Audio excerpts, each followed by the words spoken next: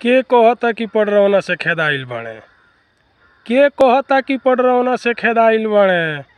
अरे जिता दीह जा तहनिए के भरोसे नु आइल बाड़े। नेता ई ठीक हउवन बाकी एके गो पै बा। नेता ई ठीक हउवन बाकी एके गो पै बा। आ एक जगह रहेले नाही आ ना रही है तय बा।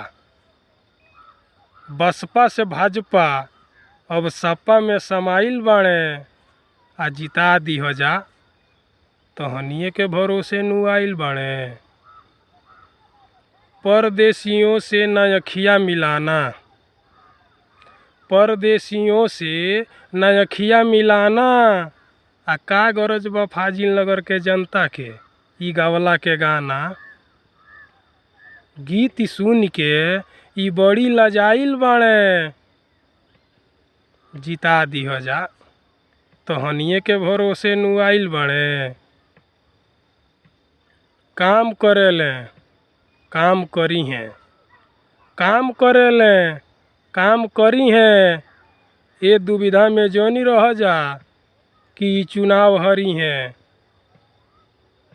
तहनी के विकास करे खातिर ई खाखाइल बाड़े।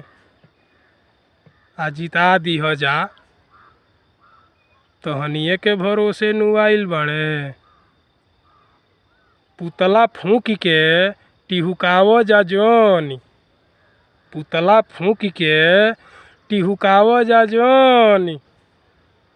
इहो नेते हवन दूर दराव जा जोनी। तहनी के सेवा करे खातिर ई ललाइल बाड़े। आ जिता दीह जा तहनिए के भरोसे नु आइल बाड़े।